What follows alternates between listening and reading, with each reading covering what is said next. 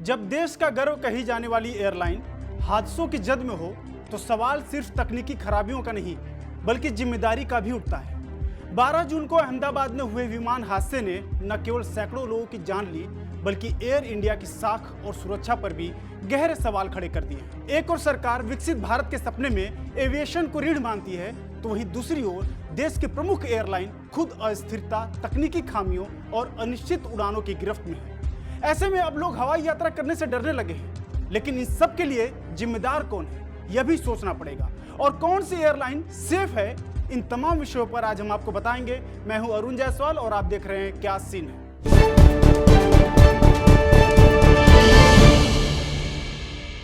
जैसा कि 12 जून को अहमदाबाद से लंदन जा रही एयर इंडिया की फ्लाइट AI 171 हादसे का शिकार हो गई, जिसमें लगभग 270 लोगों की मौत हो गई। इस दर्दनाक हादसे ने देश भर को झकझोर दिया और साथ ही एयर इंडिया की कार्यप्रणाली और उड़ानों की सुरक्षा पर गंभीर सवाल खड़े कर दिए हैं। वही सवाल यह भी उठने लगे हैं कि एयर इंडिया के निजीकरण यानी कि यह प्राइवेटाइजेशन की देन है, क्योंकि इसके संचालन में लापरवाही बरती जा रही है या फिर खास ध्यान नहीं दिया जा रहा है। आपको बता दें कि साल 2001 में एयर इंडिया के निजीकरण की कोशिश की गई थी। इसके बाद साल 2007 में एयर इंडिया और इंडियन एयरलाइंस का विलय कर दिया गया, यानी कि उनका मर्जर कर दिया गया। इस विलय के बाद 2006 से लगातार एयर इंडिया को नुकसान हो रहा था। भारत सरकार ने 1994 में जब निजी एयरलाइनों को उड़ान भरने की अनुमति दी थी, इसके बाद से ही एयर इंडिया को कड़ी प्रतिस्पर्धा यानी कि कंपटीशन का सामना करना पड़ा। बाजार में इसका हिस्सा कम होता गया, लेकिन इसके बावजूद कंपनी के पास बहुत बड़ा बेड़ा और कर्मचारियों की संख्या बनी रही। 2007 में एयर इंडिया ने पहली बार भारी नुकसान दर्ज किया। उसी साल इसे इंडियन एयरलाइंस के साथ मिलाकर national aviation company of India limited बनाया गया, जिसे 2010 में फिर से एयर इंडिया लिमिटेड नाम दे दिया गया। अगले कई सालों तक कंपनी पर अरबों डॉलर का कर चढ़ता गया। इसलिए सरकार ने 2017 में एयर इंडिया को फिर से निजी हाथों में देने की प्रक्रिया शुरू की।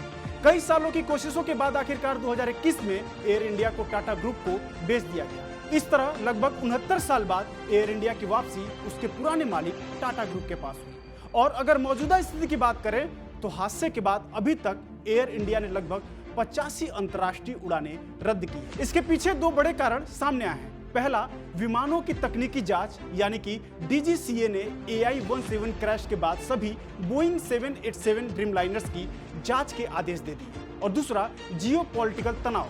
मिडिल ईस्ट में इजराइल और ईरान के बीच तनाव के चलते कई एयर स्पेस बंद कर दिए गए, जिससे फ्लाइट का टाइम बढ़ गया और शेड्यूल बिगड़ गया। इसके चलते एयर इंडिया ने 15% इंटरनेशनल फ्लाइट्स में कटौती करने का ऐलान किया है, जो 20 जून से लेकर जुलाई मध्य तक लागू रहेगा।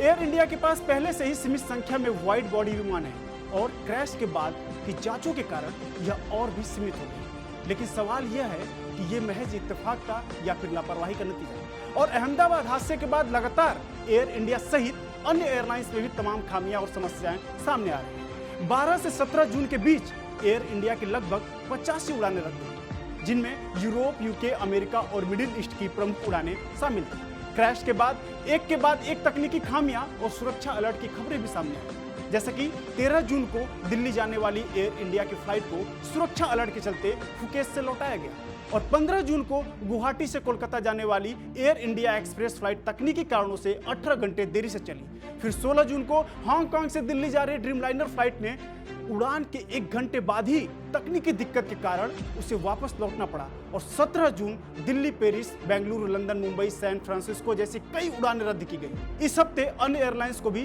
परेशानियों का सामना करना पड़ा। इंडिगो और लुफ्थांसा की फ्लाइट्स में बम की धमकी चलते इमरजेंसी लैंडिंग करानी पड़ी। ब्रिटिश एयरवेज और सऊदी एयरलाइंस की उड़ानों में तकनीकी दिक्कतें, इसमें स्पाइसजेट का भी नाम सामने आता है। लेकिन फिर से सवाल यही है कि आखिर इसके लिए जिम्मेदार कौन? कुछ जरूरी सवाल एयर इंडिया और सरकार से भी पूछे जाने चाहिए। वो क्या? AI 171 क्रैश की असली वजह क्या थी? क्या टेक्निकल फॉल्ट पहले से पता था और फिर उड़ान भरी गई? पिछले 1 साल में एयर इंडिया में कितने तकनीकी खराबी और फ्लाइट्स रद्द होने की घटनाएं हुई? क्या इनकी कोई सार्वजनिक रिपोर्ट जारी हुई है? वहीं DGCA की निगरानी और सुरक्षा ऑडिट कितनी नियमित होती है? हादसे के बाद क्यों अब जाकर बोइंग 787 विमानों की जांच शुरू हुई? क्या पहले खतरे को अनदेखा किया गया? सिंगापुर एयरलाइंस, जो एयर इंडिया की बड़ी हिस्सेदार है, क्यों इतने दिनों तक सार्वजनिक रूप से चुप रही। एयर इंडिया द्वारा तेजी से रूट विस्तार के बावजूद क्रू और विमानों की कमी क्यों बनी रही। जिन यात्रियों की फ्लाइट्स रद्द या डिले हो रही है, क्या उन्हें मुआवजा या वैकल्पिक व्यवस्था समय पर मिल पा रही है।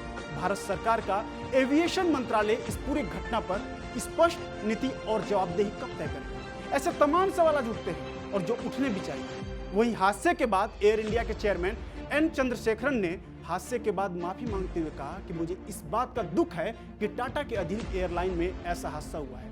वहीं पूर्व नागर विमानन मंत्री प्रफुल्ल पटेल ने सिंगापुर एयरलाइंस, जो एयर इंडिया में 25.1% के हिस्सेदार है, उसकी चुप्पी पर सवाल उठाया। जवाब में सिंगापुर एयरलाइंस और टाटा ने कहा कि वे संपर्क में हैं और पूरी मदद दे रहे हैं। लेकिन सवाल यह है कि एक ऐसी एयरलाइन जो टाटा जैसी प्रतिष्ठित कंपनी के तहत संचालित हो रही है, वहां इतनी बड़ी चूक कैसे हो सकती है। तो इसके पीछे कई वजह बताई जा रही है। दरअसल मैन पावर और संसाधनों की कमी के बावजूद तेजी से रूट का विस्तार, बोइंग और एयरबस से नई फ्लाइट की डिलीवरी में देरी, क्रू और फ्लाइट्स की ओवरबुकिंग, जिसमें एक फ्लाइट्स में देरी से कई फ्लाइट्स पर असर पड़ रहा है। हालांकि अगर आप हवाई यात्रा करते होंगे तो अक्सर आपने देखा होगा और कई बार फ्लाइट डिले हो जाती है तो आपसे कहा जाता है कि आपकी फ्लाइट अभी लेट है, यानी कि वो फ्लाइट पहले से ही यात्रियों को लेकर कहीं से आ रही है और आने के कुछ मिनटों में ही अपनी दूसरी उड़ान के तैयार हो जाती है। लेकिन यह विचार करने वाली बात है कि क्या वो 40 से 50 मिनट का समय पर्याप्त होता है, क्योंकि उसी समय में क्लीनिंग, लोडिंग, अनलोडिंग, फ्यूल और अन्य जरूरी तकनीकी जरूरतों को चेक करने होते हैं और सभी जरूरी मानकों को पूरा करने के लिए क्या यह समय पर्याप्त होता है, या फिर अब फ्लाइट भी आम बस की सवारी जैसी हो चुकी है कि आए और गए।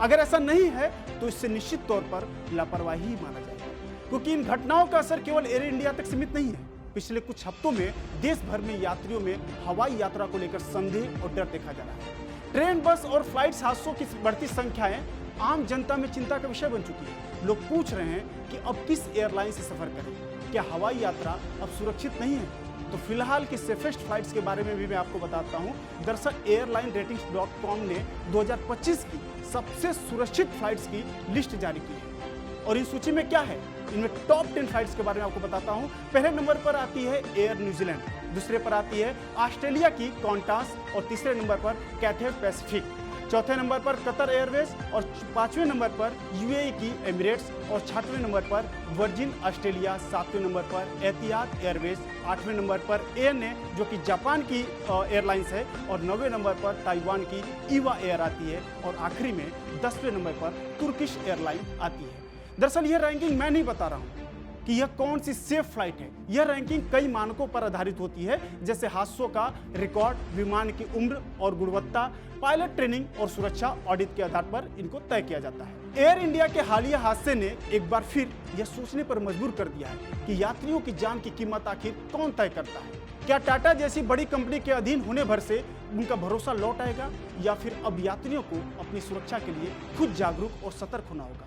जहां एक तरफ एयरलाइन इंडस्ट्री लगातार बढ़ रही है, वहीं दूसरी ओर इन घटनाओं ने सुरक्षा को सबसे पहले रखने की आवश्यकता पर जोर दिया है। अब वक्त आ गया है कि डीजीसीए, एयरलाइंस और सरकार मिलकर एविएशन सुरक्षा को नए स्तर पर ले जाए, वरना आसमान की यात्रा सपनों से डर में बदल सकती है। ऐसे ही आपसे जुड़ी और भी रोचक रिपोर्ट्स के लिए आप देखते रहिए विस्तार।